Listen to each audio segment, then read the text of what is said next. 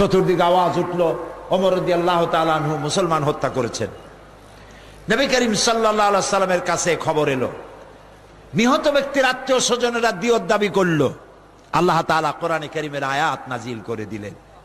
আল্লাহ তাআলা বললেন, ফালা ওয়া রাব্বিকা লা ইউমিনুন, হে নবী আপনার রবের কসম, ওই ব্যক্তি কখনো মুসলমান নয়, যে ব্যক্তি, ওই ব্যক্তি মুমিন নয় যে ব্যক্তি আপনি ফয়সালা করে দেওয়ার পর এই সিদ্ধান্ত মানতে পারে না, দ্বিধা দ্বন্দ্বে ভোগে, মুসলমান হিসাবে সে বাস করতে পারে না। ওমর রাদিয়াল্লাহু তাআলা আনহু যে ফয়সালা করেছেন এটাই সঠিক হয়েছে, সুবহানাল্লাহ। সুতরাং মুসলমান হয়ে নবীর ফয়সালা মানা যাবে না, তাহলে মুসলমান নাম বাদ দেওয়াই উচিত, বাদ দেওয়াই উচিত। রাজনীতিতে ইসলাম মানবা না, বিচারে মানবা না, আদালতে মানবা না। দেখুন কায়দাটা কি, কায়দাটা কি। তারা যেন বলেই ফেলেছে তাদের অজান্তে, আল্লাহ এবং রাসূল আপনাদের দুজনের জন্য 144, আমার জীবনের বিস্তীর্ণ অঙ্গনে আপনারা প্রবেশ করবেন না। মসজিদে থাকুন, মাদ্রাসায় থাকুন, এর বাইরে যাবেন না। প্রিয় ভাই সব, আল্লাহর দরকার যদি পার্লামেন্টে না হয়, যদি আল্লাহর প্রয়োজন আদালতে না হয়, ক্যান্টনমেন্টে না হয়, অফিস আদালতে না হয়, ক্ষেত খামারে না হয়, জীবনের কোন জায়গায় যদি আল্লাহর দরকার না হয়, খালি মসজিদ, তাহলে এমন আল্লাহ দিয়ে আমরা করবোটা কি? কত বড় আহমকি, কত বড় বোকামি। এই জন্যে আনুগত্য হবে মুসলমানদের, পরিপূর্ণ আনুগত্য নবী করিম সাল্লাল্লাহু আলাইহি সাল্লামের। তিনি যা যা করেছেন তাই তাই করতে হবে। এর বিপরীত কোন অবস্থান মুসলমানের জন্য গ্রহণযোগ্য নয়। ভাই সব, পৃথিবীতে আল্লাহ যত নবী পাঠিয়েছেন সব নবীরা ছিলেন মানুষ। সব নবীরা কি ছিলেন? জোরে বলেন, মানুষ ছিলেন। এইখানে আমাদের দেশে কিছু আলেম, নামধারী আলেম আছে, যারা বক্তব্য রাখতে গিয়ে নবী করিম সাল্লাল্লাহু আলাইহি ওয়াসাল্লামকে মানুষ বলতে চান না। তাকে মানুষ বলা নাকি বেয়াদবি, আর নেতা বলা আরো বেয়াদবি। নেতা বলা বেয়াদবি কেন? কয় যে এই যে আমার নেতা, তোমার নেতা, হাবি জাবি ছাতা মাতা মানুষে কয়। তো মোহাম্মদ সাল্লাল্লাহু আলাইহি ওয়াসাল্লামের নামে যদি আমার নেতা তোমার নেতা কয়, তো এক কাতারে দাঁড়ায় গেল। কত বড় বেওকুফ, চিন্তা করেন। আরবিতে যখন বলে আল্লাহুম্মা সাল্লি আলা সাইয়্যিদিনা, তখন কি বলে? সাইয়্যিদিনা মানে কি? সাইয়্যিদিনা মানে আমার নেতা, আমাদের নেতা। আরবিতে যখন বলে তখন জায়েজ আছে, কিন্তু বাংলা যদি বলে আমার নেতা, তোমার নেতা, বিশ্ব নবী মুস্তাফা, তাহলে অসুবিধা। লাউ খাইলে জায়েজ আছে, কদু খাইলে না জায়েজ। এগুলি কেমন কথা? নবী করিম সাল্লাল্লাহু আলাইহি ওয়াসাল্লাম সম্পর্কে তারা ওয়াজ করেন, তাকে নাকি হযরত আমিনার পেট থেকে, আমরা যেভাবে মায়ের পেট থেকে দুনিয়া আসছে ওভাবে আসেন নাই, জিবরাইল আলাদা একটা কুদরতি কায়দা অপারেশন করে বাইর করছে। তারপরে নবী করিম সাল্লাল্লাহু আলাইহি ওয়াসাল্লাম দুনিয়া এলেন। কেউ কেউ তওয়াফ করতে গেছে আল্লাহর ঘর, যাই দেখে আল্লাহর ঘর নেই। হাই হাই, গেল কই ঘর? অনেক সময় দাঁড়ায় থাকার পর দেখে যে আল্লাহর ঘর আসছে, বাইতুল্লাহ। আরে বাবা, তুমি কোথায় গেছিলে? আমরা তওয়াফ করতে আসছি। তোমরা জানো না আল্লাহর নবী মাহবুব মুহাম্মদ সাল্লাল্লাহু আলাইহি ওয়াসাল্লাম আসছে, আমি তো তারে তওয়াফ করতে গেছিলাম। এদিকে একজন কয়েছে সুবহানাল্লাহ। প্রিয় ভাই সব, মহা অন্যায়, মহা অন্যায়। এমন কথা কোরআনে হাদিসে কোথাও নাই। মায়ের পেট থেকে সারা দুনিয়ার মানুষ যেভাবে আসে, নবী করিম সাল্লাল্লাহু আলাইহি ওয়াসাল্লামের এ ব্যাপারে কোনো ব্যতিক্রম হয় নাই। তাকে তওয়াফ করার জন্য কাবা শরীফ যায় নাই। এই জাতীয় বাজে কথা বলে মুহাম্মদ সাল্লাল্লাহু আলাইহি ওয়াসাল্লামের সম্মান বাড়ানো হয় না। হাদিসে যা আছে সেইটুকু বলেন, বেশি বলতে যাইয়েন না। মুহাম্মদ সাল্লাল্লাহু আলাইহি ওয়াসাল্লামের এর থেকে বড় সম্মান আর কি হবে? আল্লাহর পরেই তার সম্মান। আপনি বানায় আন্দাজে সম্মান দিতে যাবেন কেন? বানায় বানায় কি সব মিথ্যা কথা। ওয়াজের মধ্যে কান্দে কান্দে মানুষের নিজেও কান্নার ভান ধরে, লোকেরা তো বোঝে না। কয় যে হ্যাঁ, একদিন নবী মোস্তফায় রাস্তা দিয়ে হাইটা যায়, হরিণ একটা বান্দা ছিল গাছেরই তলায়। লোকেরা কয় সুবহানাল্লাহ। আসলে এরকম কোন ঘটনা ঘটেই নেই। আন্দাজে মিথ্যে কথা বলে রাসূলের সম্মান বাড়াবার কোনো দরকার আছে? রাসূলের সম্মান তো আল্লাহই দিয়েছে। তার থেকে সম্মানী ব্যক্তি আরশের নিচে জমিনের উপরে আর কেউ আছে? তো খামাখাই সব মিথ্যা কথা কেন বলা? আর বলা হয় তিনি মানুষ না, আর তিনি সব জায়গায় উপস্থিত হন। নাউযুবিল্লাহি মিন যালিক। কি মুশরিকানা আকীদা! মুশরিকানা আকীদা। সকল জায়গায় সমভাবে দেখতে পারেন আল্লাহ রাব্বুল আলামিন। যেটা আমার খালেক পারেন, রাসূল মাখলুক তিনি তা পারেন না। নবী করিম সাল্লাল্লাহু আলাইহি ওয়াসাল্লামকে তার নামে মিলাদ পড়া হচ্ছে। এক জায়গায় দাঁড়াইতে হবে সকলকে। কেন দাঁড়াইতে হবে? কারণ নবী করিম সাল্লাল্লাহু আলাইহি ওয়াসাল্লাম আসবেন, দাঁড়াবে না? এরকম বেয়াদব উম্মত আছে নাকি যে রাসূল আসবে আর দাঁড়াবে না? অনেক বছর আগে হাজীগঞ্জে আমার একটা মাহফিল ছিল। মাহফিলে যাই দেখি সেখানে একটা বিশাল চেয়ার। এটা কেন? কয় যে ওই চেয়ারে আমরা এখানে তো মিলাদ পড়বো, রাসূলুল্লাহ আসবেন, তার জন্য একটা চেয়ার রাখবো না? আমরা এত বেয়াদব উম্মত, তার জন্য একটা চেয়ার সাজাই রাখছে। আমি বললো ওই চেয়ার আগে নামাও, তারপর ওয়াজ করবে, আগে ওয়াজই করবে। তোমরা তো এটাও করে সালবায়ের পরে ভাত খাইতে যাই একটা বড় প্লেট রাখবা, রাসূলুল্লাহ আসবে, তারে ভাত না দিয়ে আমরা খাই কেমন? নাউযুবিল্লাহ। আমি বললাম তর্কের খাতিরে যদি মেনেও নেই যে রাসূলুল্লাহ এক জায়গায় আমরা মাহফিল করতেছি, মিলাদ পড়তেছি, রাসূলুল্লাহ আসবেন, তর্কের খাতিরে মানলাম। আচ্ছা ঠিক আছে, আসুন। উম্মতের জন্য ফরজ হয়ে গেছে চেয়ার দেওয়া, ঠিক না? তাহলে এবার বলেন, রাসূলুল্লাহর জন্য মঞ্চে একটা চেয়ার রাখা হয়েছে, তিনি বসবেন, তার পাশে আর একটা চেয়ার দিয়া বসতে পারে এমন বেয়াদব আকাশের নিচে জমিনের উপরে আছে নাকি? কাজে এর দ্বারা রাসূলুল্লাহকে ইজ্জত করা হলো না, তাওহীন করা হলো। নবী করিম সাল্লাল্লাহু আলাইহি ওয়াসাল্লাম সদা সর্বত্র আপনি মিলাদ পড়বেন আর সেখানে এসে হাজির হবেন, এই আকীদা জায়েজ নাই, জায়েজ নাই। মিলাদ শরীফ আবিষ্কার হয়েছে নবী করিম সাল্লাল্লাহু আলাইহি ওয়াসাল্লামের ইন্তেকালের অন্তত 600 বছর পরে। ইয়া নবী সালাম আলাইকার এরকম একসাথে কোরাস গাওয়ার এই ব্যবস্থা রাসূলের যুগে ছিল না, সাহাবায়ে কেরামের যুগে ছিল না, তাবিঈনদের যুগে ছিল না, তাবে তাবিঈনদের যুগে ছিল না, আইম্মায়ে মুস্তাহিদদের যুগে ছিল না। প্রিয় ভাই সব, সুতরাং আমাদেরকে রাসূলকে মহব্বত আন্দাজে করলে হবে না। আপনি কি বলতে পারবেন রাসূলের একজন সাহাবী রাসূলকে যে মহব্বত দিয়েছে, সারা পৃথিবীর সব মানুষ একত্রিত হয়ে সেই মহব্বত দিতে পারবে? একজন সাহাবী, আব্দুল্লাহ নাম আব্দুল উজ্জা। নবী করিম সাল্লাল্লাহু আলাইহি ওয়াসাল্লাম হিজরত করেছেন, তিনি নবীর আশেক হয়ে গেছেন। কাফের ছেলে, 20 বছর বয়স, আশেক হয়ে গিয়েছেন নবীর জন্য। নবী করিম সাল্লাল্লাহু আলাইহি ওয়াসাল্লামের চেহারা, তার কথাবার্তা, তার ব্যবহার, পাগল হয়ে যায় মানুষ। সুবহানাল্লাহ কোন? এমন কোন মানুষ নাই যে একবার তাকাবে আর চোখ ফিরাইতে পারবে। চোখে পলক দিত না মানুষেরা, পলক দিলে পরে ওই সময়টুকু নবীরে দেখতে পারবো না, এই জন্য চোখ খোলা রাখতো তাকে দেখার জন্য। আব্দুল উজ্জা রাসূলের হিজরতের পর চাচার কাছে তিনি ছিলেন, গরিব মানুষ।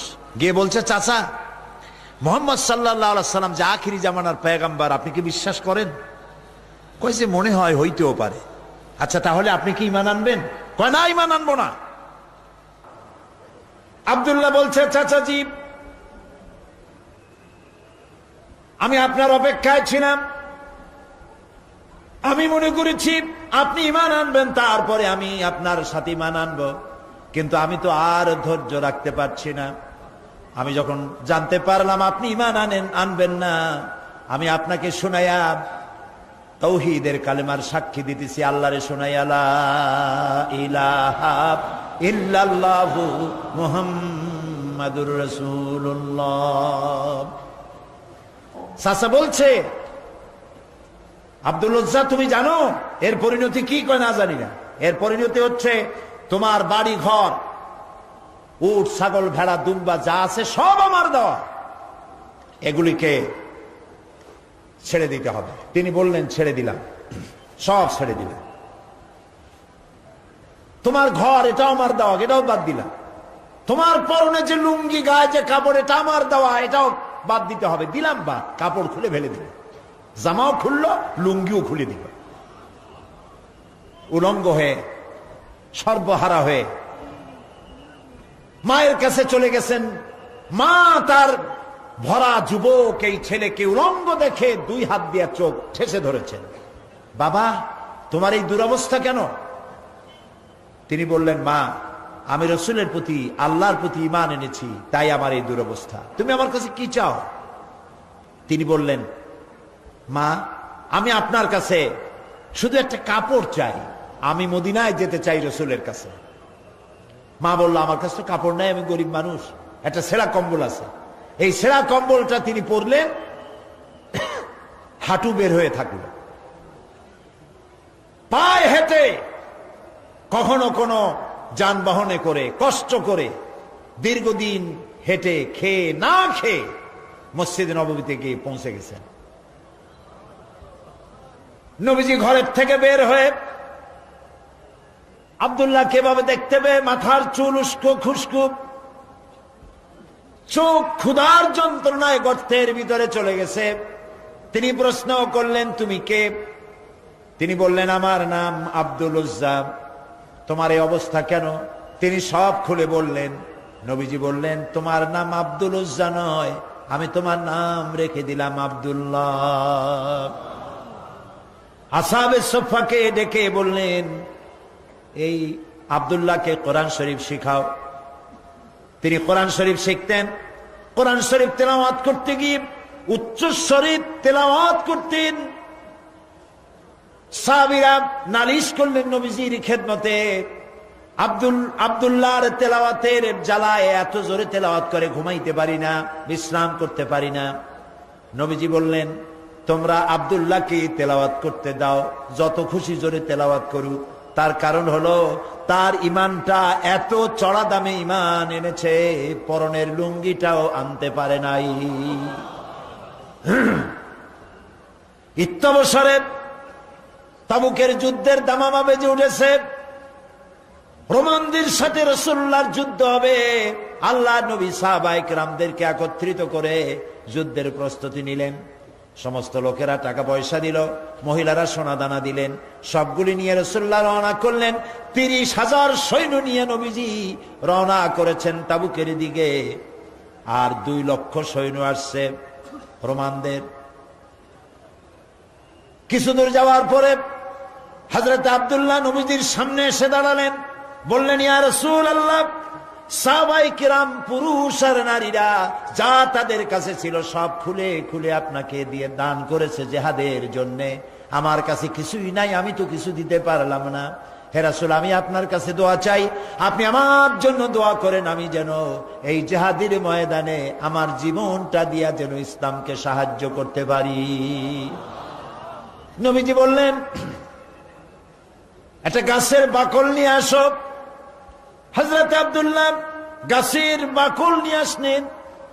আল্লাহ নবী বাকলটা হযরতে আব্দুল্লাহর হাতে বেঁধে দিয়ে বললেন, আয় আল্লাহ, আমি আব্দুল্লাহ রক্তকে কাফেরদের জন্য হারাম করে দিলাম। হযরতে আব্দুল্লাহ কেঁদে উঠলেন, বললেন, ইয়া রাসূলুল্লাহ, আমার আশা ছিল জিহাদের ময়দানে যুদ্ধ করে শহীদ হয়ে জান্নাতে যাব, আর আপনি আমার রক্ত কাফেরদের জন্য হারাম করে দিলেন। আল্লাহর নবী বলেন, আব্দুল্লাহ, কোনো চিন্তা করো না, এখন যদি তোমার জ্বরেও মৃত্যু হয়, ঘরের মধ্যে বসে আল্লাহ তোমাকে শাহাদাতের দরজা দিবে। তাবুকের প্রান্তরে সাহাবায়ে কেরাম উপস্থিত হলেন। রোমান 2 লক্ষ সৈন্যরা, আল্লাহর নবী নিজে এসেছেন শুনে ভয়তে পালিয়ে গেল। বিনা যুদ্ধে জায়গা দখল হয়ে গেল। নবীজি সেখানে 20 দিন অপেক্ষা করলেন, চতুর্দিকে দ্বীনের দাওয়াত ছড়াতে লাগলেন। একদিন নবীর কানে খবর গেল, আয় আল্লাহর নবী, ওই যে আব্দুল্লাহ যার হাতে আপনি বাকল পরিয়ে দিয়েছিলেন, ওই আব্দুল্লাহ আজকে রাতে কয়েকদিন জ্বর ভোগার পরে তিনি ইন্তেকাল করেছেন। নবীজি তাকে গোসল এবং কাফনের ব্যবস্থা করতে লাগলেন, করতে বললেন, এবং নিজে গিয়ে জানাজার ব্যবস্থা করবেন বললেন। কবর খোঁড়া হলো, কবরের পাশে একজন ছোট্ট একটা লাইট নিয়ে দাঁড়ায় আছেন, টিম টিম করে জ্বলছে। দুইজন সাহাবী আব্দুল্লাহকে হাতে উঁচু করে ঘাড়ে করে বহন করে আনতেছেন, আর কবরের ভিতরে একজন দাঁড়ায় গেছেন লাশ ধরার জন্য। যিনি কবরের ভিতরে দাঁড়ানো, তিনি বলতেছেন, তোমরা লাশ বহন করে যারা আনতেছো, তোমার ভাইকে আস্তে আস্তে আনো, যেন তোমার ভাইয়ের সঙ্গে যেন বেয়াদবি না হয়।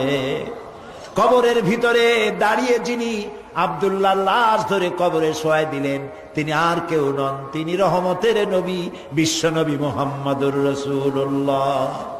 নিজ হাতে কবরে শোয়াই দিলেন। বহন করে যারা এনেছিলেন তারা হলেন আবু বকর, ওমর রাদিয়াল্লাহু তাআলা আনহুমা, আর আলো নিয়ে যিনি দাঁড়িয়েছিলেন তিনি হযরত বেলাল।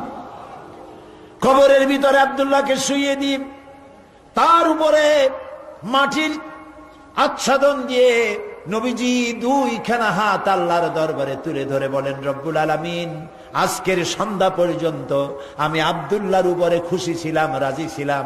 আয় আমার আল্লাহ, তুমি আব্দুল্লাহর প্রতি খুশি আর রাজি হয়ে যাও। হযরত আব্দুল্লাহ ইবনে মাসউদ রাদিয়াল্লাহু তাআলা আনহু তিনিও সেখানে উপস্থিত ছিলেন। তিনি কেঁদে উঠে বললেন, আহারে, আজ যদি আব্দুল্লাহ লাশ না হইয়া আমার লাশটা যদি হইতো, ভাগ্য ভালো হয়ে যেত। নবীজি বলছেন, আয় আল্লাহ, আজকের সন্ধ্যা পর্যন্ত আমি আব্দুল্লাহর উপরে রাজি, তুমি আব্দুল্লাহর প্রতি রাজি হয়ে যাও। সুবহানাল্লাহ।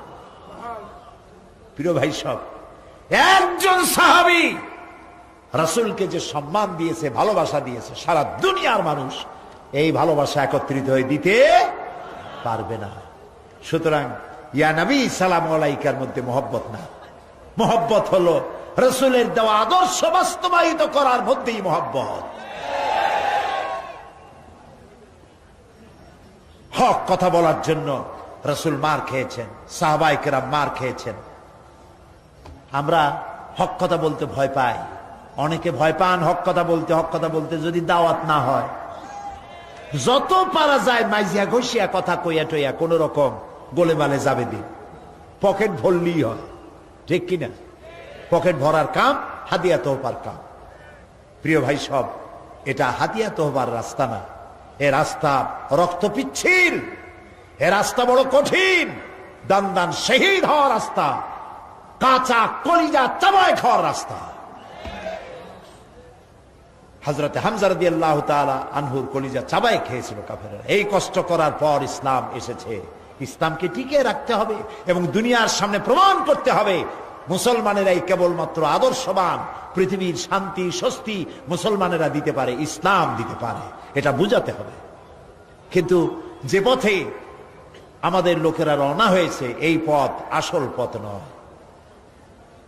একজন ব্যক্তির পিছনে দৌড়ানো, শখসপরস্তি, ব্যক্তি পূজা, মাজার পূজা, পীর পূজা, এইসব পূজা দিয়ে গোটা দেশ কোথায় যাচ্ছে? আদর্শ ছেড়ে দিয়ে। প্রিয় ভাই সব, এই জন্য আমাদেরকে বুঝতে হবে, এই ধারণা বদ্ধমূল করে নিতে হবে, আল্লাহ যত নবী পাঠাইছেন সব নবীরা কি ছিলেন? মানুষ। বলেন সবাই। কিন্তু কাফেরেরা এটা মানতে পারে নাই। কাফেরেরা বলতো, মা হাদা ইল্লা বাশারুম মিসলুকুম ইউরিদু আন ইয়াতাফাদ্দালা আলাইকুম ওয়ালাউ শাআল্লাহু লাআনজালা মালাইকাতাম মা সামি'না বিহাদা ফি আবাইনাল আউয়ালিন। মা হাদা ইল্লা বাশারুম মিসলুকুম, এই যে নবী, এ তো মানুষের মতো। এটা কি কথা? তার আলাদা একটা ফজিলত আমাদের উপর থেকে কি হবে? আল্লাহ যদি ইচ্ছে করতেন তো ফেরেশতাই তো পাঠাই দিতেন নবী করে আমাদের জন্য। মা সামি'না বিহাদা ফি আবাইনাল আউয়ালিন, এটা আমাদের বাপ দাদার মুখেও কোনোদিন শুনি নাই যে মানুষ নবী হয়। এটা কথা হইল? এ কি নবী? তারা বিশ্বাস করতে পারত না। তারা বলতো মা হাদা ইল্লা বাশারুম মিসলুকুম ইয়াকুলু মিম্মা তাকুলুনা মিনহু ওয়া ইয়াশরাবু মিম্মা তাশরাবুন। এ কি নবী যে আমরা যা খাই তাই খায়, আমরা পান করি তারাও পান করে? এই ধরনের চিন্তা তাদের ছিল, ওই কুবুরি চিন্তা এখন মুসলমানদের মধ্যে ঢুকছে। নবীর মানুষ কোয়া যাবে না, কন্যা উজুবিল্লাহ। মুসা আলাইহিস সালাম এবং হারুন আলাইহিস সালাম যখন নবুয়তের দাবি নিয়ে গিয়েছিলেন, কাফেরেরা বলেছিল আনুমিনু লিবাশারাইনি মিসলুনা, আমরা কি ঈমান আনবো এমন দুই ব্যক্তির উপরে যারা আমাদের মতো মানুষ, তাদের উপর ঈমান আনবো? এটা কেমন কথা? মা লিহাদার রাসূল ইয়াকুলুত তুআম ওয়া ইয়ামশি ফিল আসওয়াক। কেমন রাসূল যে আমাদের মতো বাজারে যায়, আমাদের মতো ভাত খায়? ওরা চিন্তা করতো যে রাসূল যিনি হবেন তিনি হয়তো ফেরেশতা হবে বা অন্য কিছু হবে, জিন হবে। আল্লাহ রাব্বুল আলামিন বলেন, পৃথিবীতে যদি সব ফেরেশতারা স্বাচ্ছন্দ্যে ঘোরাফেরা করতো তাহলে আমি এখানে ফেরেশতা নবী করে পাঠাইতাম। আমি যে মানুষের জন্য মানুষ নবী করেছি, এটা তো সারা পৃথিবীর মানুষের জন্য ইহসান করেছি। আমাদের জন্য যদি ফেরেশতা নবী করা হতো তাহলে সেটা কি আমাদের জন্য কল্যাণ হতো না অসুবিধা হইতো? মারাত্মক অসুবিধা হতো। ফেরেশতা তো পুরুষও না নারীও না, তারা তো জানে না মানুষের সমস্যা কোথায়। কলকারখানার মালিকের সাথে শ্রমিকের যখন লাগে, ফেরেশতা বুঝবে কি এটা মীমাংসা কেমন হবে? স্বামী স্ত্রীর যখন ঝগড়া লাগে, তো ফেরেশতা কি করে বুঝবে স্বামী স্ত্রীর ঝগড়া লাগে কেন? ফেরেশতা তো পুরুষও না মেয়ে লোক না, তার তো বউ নাই স্বামীও নাই। কাজে আল্লাহ তাআলার এটা মেহেরবানি যে তিনি কি করেছেন, মানুষের জন্য নবী বানাইছেন। কি ওয়ামা আরসালনা ক্বাবলাকা ইল্লা রিজালান নূহি ইলাইহিম ফাসআলু আহলাদ যিকরি ইন কুনতুম লা তা'লামুন। আপনার পূর্বে যত নবী আমি পৃথিবীতে পাঠিয়েছিলাম তারা সব মানুষ ছিলেন, একজনও ফেরেশতা বা জিন ছিল না, সব ছিল মানুষ। সুতরাং হে নবী, আপনি আপনার পজিশন সম্পর্কে জানায় দেন, আপনার অবস্থা সম্পর্কে বলেন।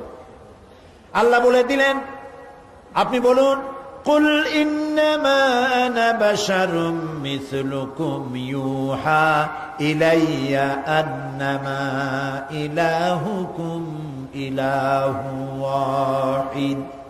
হে নবী, আপনি বলুন, আনা বাশারুম মিসলুকুম, আমি তোমাদের মতোই মানুষ। ইউহা ইলাইয়া, আমার কাছে ওহী আসে। আর তোমার আর আমার, তোমাদের আর আমার ইলাহ এক, আমি তোমাদের মতো মানুষ। কুল ইন্নামা আনা বাশারুম মিসলুকুম, আমি তোমাদের মতো মানুষ। বুঝতেছেন কথা? এই কথার ব্যাখ্যা সব সময় আমি চেষ্টা করি মানুষকে বুঝাবার জন্য। আল্লাহ তৌফিক দিন, বলেন আমি। ইন্নামা আনা বাশারুম মিসলুকুম, আমি তোমাদের মতো মানুষ, এই কথার ব্যাখ্যা দরকার। তা না হলে আন্দাজে দেখবেন এই যে কথা বললাম, যদি ব্যাখ্যা না দেওয়া হয় তাহলে কেউ কেউ আগামীকাল থেকে ওয়াজ করা শুরু করবেন, এই সাইদি আসছিল, আসে বলে গেছে নবী নাকি আমাদের মতো সাধারণ মানুষ। আর লোকেরা কবে নাউজুবিল্লাহ, কই লোক? নবী মানুষ, কিন্তু মানুষের মধ্যে দুইটা শ্রেণী। কয়টা শ্রেণী? একটা হলো সাধারণ আর একটা হলো অসাধারণ। একটা মানব আর একটা বলেন মহামানব। রাসূলুল্লাহ মানুষ, মানব, কিন্তু মহামানব।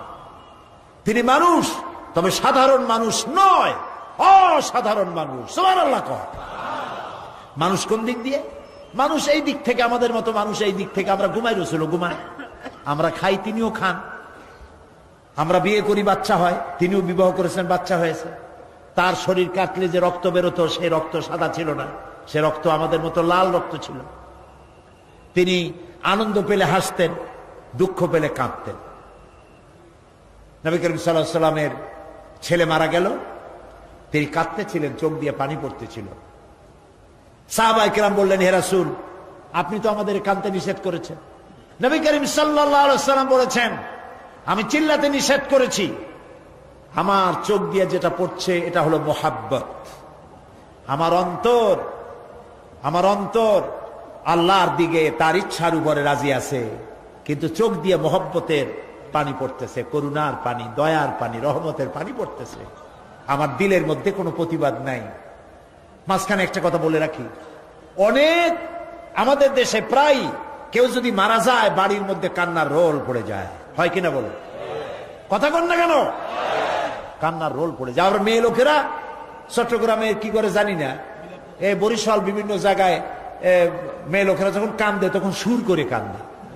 দুঃখের মধ্যে সুর আসে কেমনে আমি বুঝি না। সুর দিয়ে, সুর না হলে কান্দতে পারে।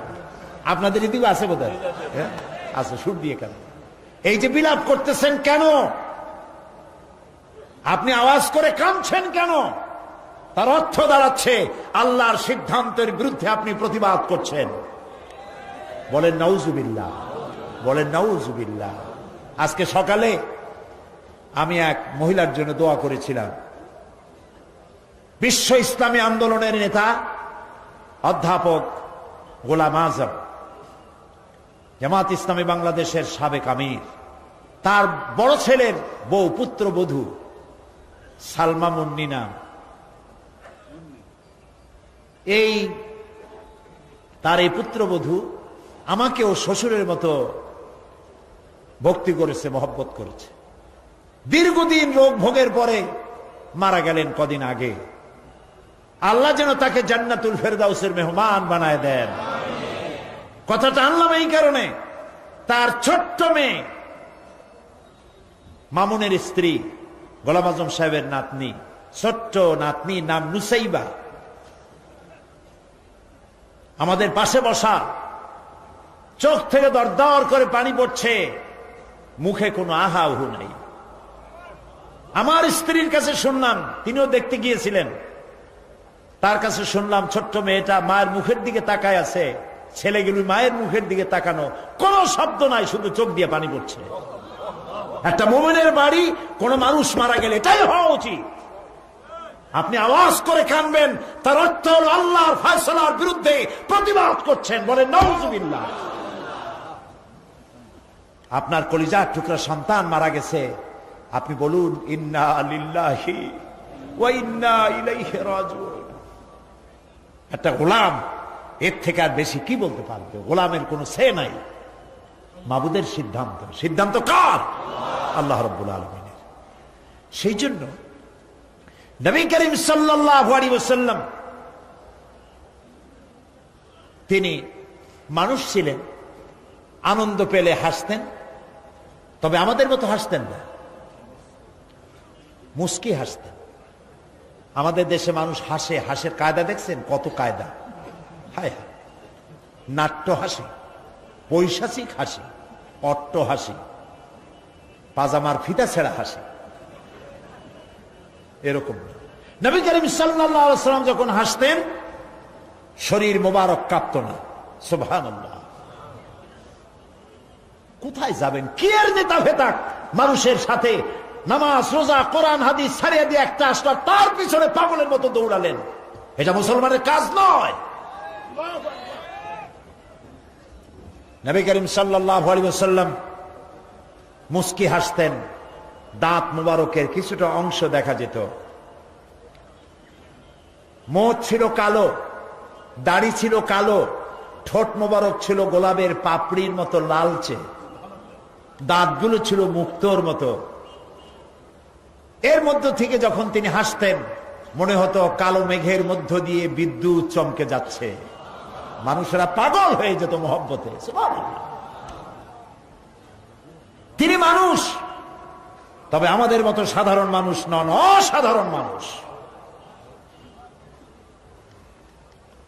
আল্লাহ রাব্বুল আলামিন তার শারীরিক শক্তি, মানসিক শক্তি, রুহানি শক্তি যা দিয়েছিলেন কোন মানুষের সাথে তার তুলনা হবে না। তবে তিনি মানুষ, এতে কোনো সন্দেহ নেই। কথা কি বুঝাইতে পারছি? কথা কি বুঝছেন? জিন্দিগিতেও বলবেন না যে আমাদের মতো সাধারণ মানুষ, কবিরা গুনাহ হবে। সাধারণ মানুষ যদি হয় তাহলে তো তিনি গুনাহ করতে পারবেন। রসুল কি গুনাহ করেন? সাধারণ মানুষ তো মিথ্যে কথা বলে, রসুল কি মিথ্যে কথা বলেন? সেই জন্য সাধারণ মানুষ কখনো বলবেন না। তিনি মানব, মহামানব। তিনি মানুষ, অসাধারণ মানুষ। তিনি আল্লাহর নবী, তার পরিচয় হচ্ছে আল্লাহর নবী। গায়ব সম্পর্কে কথা আসে, যে নবী করিম সাল্লাল্লাহু আলাইহি সাল্লামের গায়বী ইলম সম্পর্কে। না, আল্লাহ যেটুকুন জানাইছেন তার থেকে বেশি কিছু তিনি জানেন না। আল্লাহ রাব্বুল আলামিন তাকে দিয়ে বলাচ্ছেন, قُلْ لَا أَقُولُ لَكُمْ عِنْدِي خَزَائِنُ اللَّهِ وَلَا أَعْلَمُ الْغَيْبَ وَلَا أَقُولُ لَكُمْ إِنِّي مَلَكٌ إِنْ يَتَّبِعُ إِلَّا مَا يُوحَى إِلَيَّ। বলুন, আমি তো তোমাদের কথা বলি না যে আমার কাছে আল্লাহর বিপুল ধনরাশি আছে, এবং একথাও বলি না যে আমার কাছে গায়বের ইলম আছে। আল্লাহ তাআলা বলছেন যে বলেন আপনার কাছে গায়বের ইলম নাই। নবীজি আরো বলেন, ওয়ালাউ কুনতু আ'লামুল গায়বা লাস্তাকসারতু মিনাল খায়র ওয়া মা মাসসানিয়াস সু। হে নবী, আপনি বলেন আমার কাছে যদি গায়বের ইলম থাকতো তাহলে আমি সব ভালো ভালো জিনিসগুলি আমার জন্য বেছে নিতাম, আর কোন অকল্যাণ আমাকে স্পর্শ করতে পারত না। নবী যদি গায়ব জানতেন তায়েফের ময়দানে মার খেতেন না, তিনি টের পাইয়া গায়বী ইলম দ্বারা জায়গার থেকে সরে পড়তেন। ওহদের ময়দানে গায়েব যদি তিনি জানতেন তাহলে ওহদে দান্দান মোবারক শহীদ হওয়ার আগে নিজে সরতেন, হামজা রাদিয়াল্লাহু তাআলা আনহুকে সরাই দিতেন। এগুলো ঠিক কিনা? ইহুদি কর্তৃক একটি ছাগলকে বিষপান করাইয়া বড় বানাইছিল, সেই বিষাক্ত গোশত রাসূলকে খাওয়ানো হয়েছিল। তিনি যদি গায়েব জানতেন তাহলে এটা খাইতেন না, এবং মৃত্যুর সময় যন্ত্রণা উঠত না, এই কষ্ট পেতেন না। হযরত আয়েশা রাদিয়াল্লাহু তাআলা আনহার ব্যাপারে ইফকের ঘটনায় তিনি যদি গায়েব জানতেন তাহলে মাসাদিক কাল পর্যন্ত ওহীর অপেক্ষায় বসে থাকতে হতো না, নিজের প্রিয়তমা স্ত্রীকে ঘরে ফিরে আনতে পারতেন।